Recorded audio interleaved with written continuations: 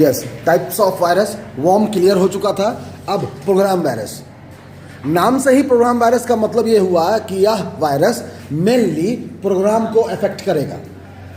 Programme, पहले एक बात समझ लीजिए, सपोज चूँकि मैं आपको एंड्रॉयड वर्जन से इसलिए समझा रहा हूँ, आप उस डिवाइस से ज़्यादा फैमिलियर हैं। हर आदमी के घर पर पीसी लैपटॉप नहीं होता, इसीलिए मैं आपको उसके थ्रू समझा रहा हूँ। मान लीजिए कि आप कोई एप्लीकेशन डाउनलोड करते हैं जिसमें 8 MB, 16 MB, 30 MB तक आता है।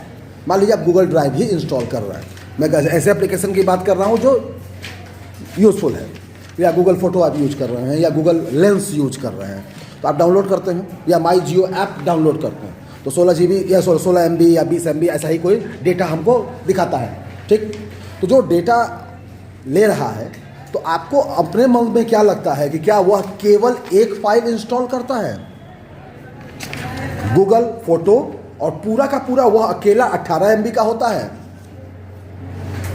यही समझ लीजिए, अगर यहाँ समझ लिए तो आगे कहीं दिक्कत नहीं होगी।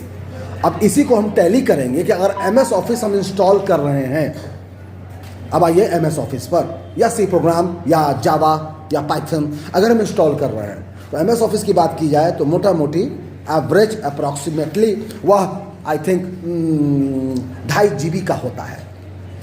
तो आपको क्या लगता है कि 2.5 GB में MS वर्ड कितना है, एक्सेल कितना है, पावर पॉइंट कितना है, आउटलुक कितना है, ग्रूव कितना है, इन्फो पाथ कितना है?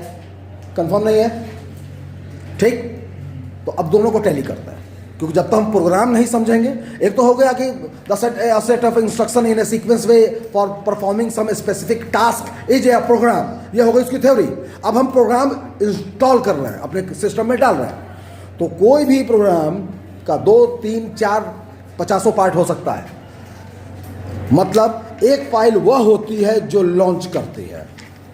रॉकेट पूरा का पूरा एक बॉडी है,